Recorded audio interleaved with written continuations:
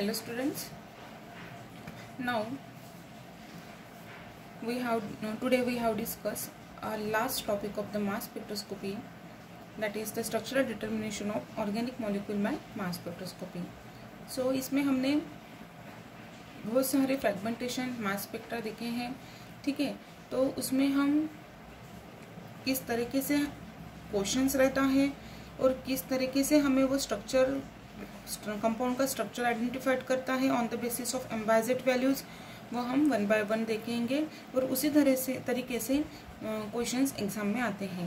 So now first of all we will see the one example, that is predict the structure of the compound whose peak in the mass spectrum have Embized values 86, 71, 58, 43 in bracket 100%।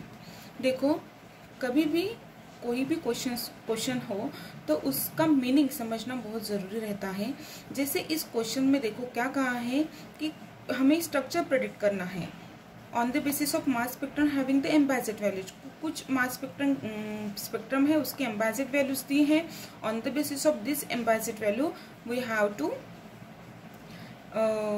Have to identify the structure of that particular compound. So देखो यहाँ पे क्या दिया है, 86, 71, 58, 43 and in bracket 100। अभी देखो यहाँ पे 43 इन ब्रैकेट 100 मीन्स ये 43 एम्बाइजेड वैल्यू है जो आएंगी उस कंपाउंड की, वो इंटेंस पिक होगा, मीन्स बेस पिक होगा विच having the 100% relative abundance after the fragmentation. Okay, now अभी जो पहली वैल्यू रहती है, जो हाईएस्ट वैल्यू रहती है, वो स्ट्रक्चर का मॉलिक्यूलर आयन रहता है और we can say parent ion रहता है। मतलब हमें ऐसी एम्बाइजेड वैल्यू है ये 86 on the basis of which we can identify the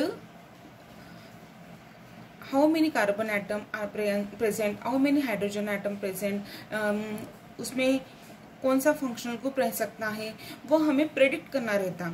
देखो अभी 86 है, ठीक है, 86 बोलेंगे तो उसमें कितने कार्बन एटम रहेंगे वो हमें देखना पड़ेगा, ठीक है। तो इसका सॉल्यूशन हम देखेंगे तो आपको समझ में आ जाएगा।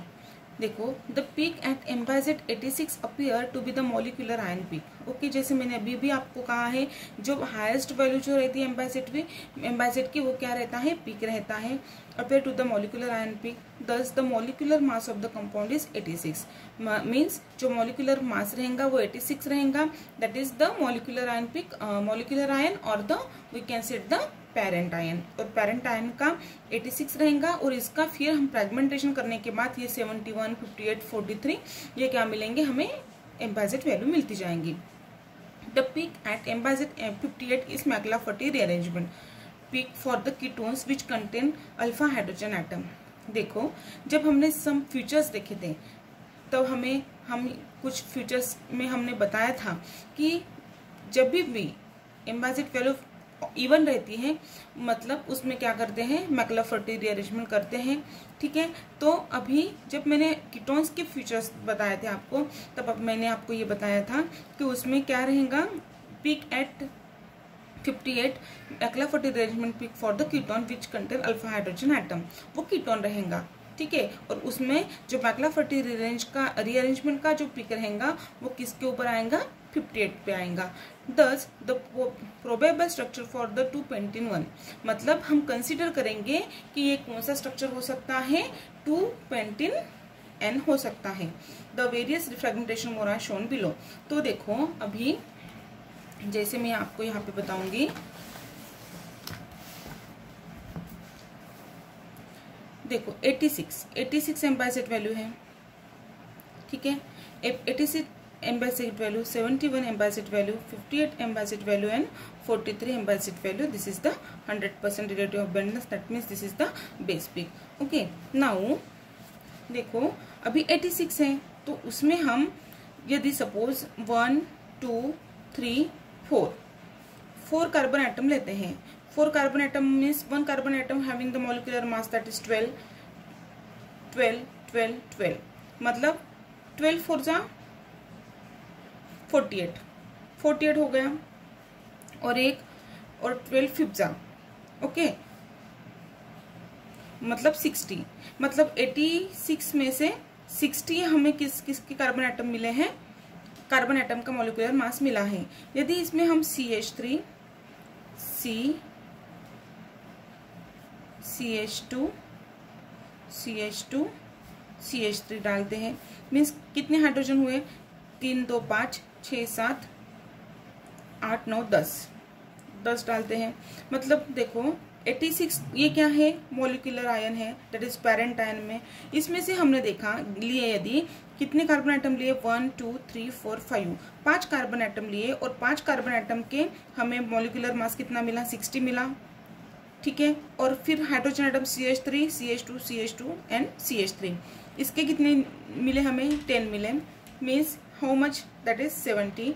देन यदि हम यहाँ पे क्या कीटोन, जब हमने बताया अभी कि 58 ये है हमें मैक्लाफर्टी रीअरेंजमेंट से मिलता है, और उसका जो मैक्लाफर्टी रीअरेंजमेंट का कीटोन का पीक हमें 58 पे मिलता है, ठीक है। तो अभी देखो हमें यहाँ पे कितना है, 70 तो हो गए, अभी कितने यूनिट्स बाकी है, 86 में से इसमें 16 बाकी है, मतलब इसमें 16 अभी हम ऐड करेंगे तो कितना हो जाएगा 86, और 16 मॉलिक्यूलर मास किसका है, ऑक्सीजन का। सो हम ऐसे ये प्रेडिक्ट कर सकते हैं कि this is the structure of the what given m by z value, okay.